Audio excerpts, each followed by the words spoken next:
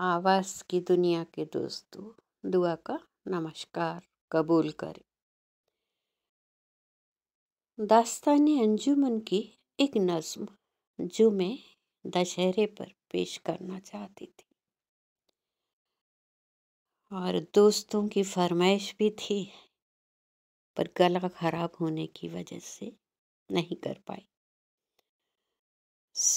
आज भी आवाज़ ठीक नहीं है, पर कर रही हूँ क्योंकि फरमाइश आई है मेरे अजीज़ दोस्तों की। पेशे खिदमत है नज़्म राम।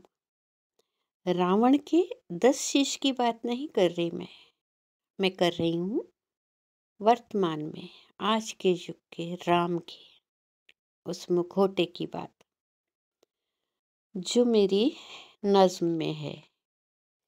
एहसास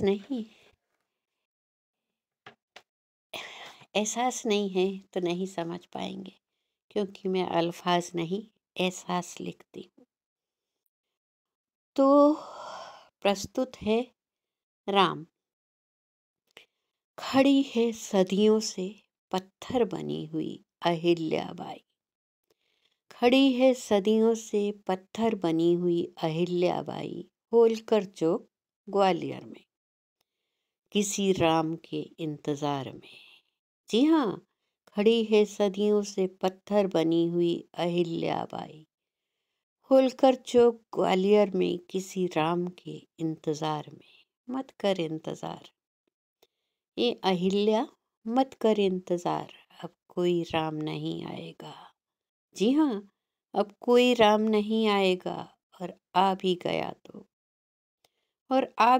तो बचपन में देखा था रामलीला में राम को सीते सीते चिल्लाते हुए। जी हाँ, रामलीला देखी होगी आपने। बचपन में देखा था राम को सीते सीते चिल्लाते हुए, बन बन घूमते हुए। उफ, वो विरह वेदना। सब ताली बजाते थे, हम भी बजा देते थे। मूंगफली खाते हुए रामलीला खत्म होते ही राम घर पहुंचकर सोई हुई पत्नी को लात मारकर खाना मांगने लगता था, और वो अलसाई दिन भर की थकी नन्हे बच्चों की माँ नींद से उठकर खाना गरम करके देती थी, और वो राम गरम खाने की थाली को दूर फेंक के कहता, खाना बनाना भी नहीं आता तुम्हें? जी हाँ, वो राम उस गरम खाने की थाली को दूर फेंक के कहता, खाना बनाना भी नहीं आता तुम्हें?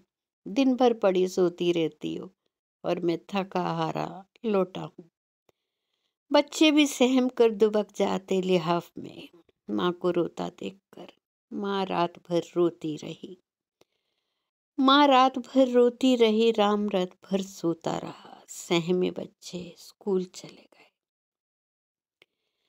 माँ लग गई घर के कामों में, राम को दूध बादाम मक्खन देकर वो आराम से फिर सो गया।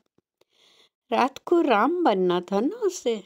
बीवी ने कपड़े धोकर प्रेस किए, खाना बनाया, घर के काम निपटाए। शाम को उठ के खाना खा के तरतीब से पड़े घर को बेतरतीब करके जाते हुए बोला, कुछ भी नहीं होता तुमसे, कुछ भी नहीं होता तुमसे। जी हाँ, वो बीवी से बोला, राम जूता तक पॉलिश नहीं किया, किसी काम की नहीं हो तुम।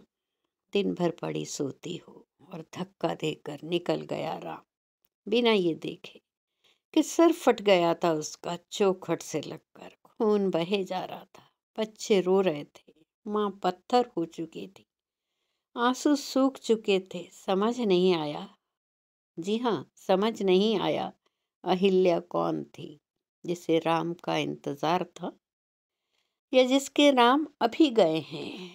वो अहिल्या जो सदियों से खड़ी थी होलकर चौक पर, या जिसके राम अभी गए हैं। जी हाँ दोस्तों, फैसला आपके हाथ में है, और कमेंट्स में बताइएगा कि क्या सही है और क्या गलत। शुक्रिया।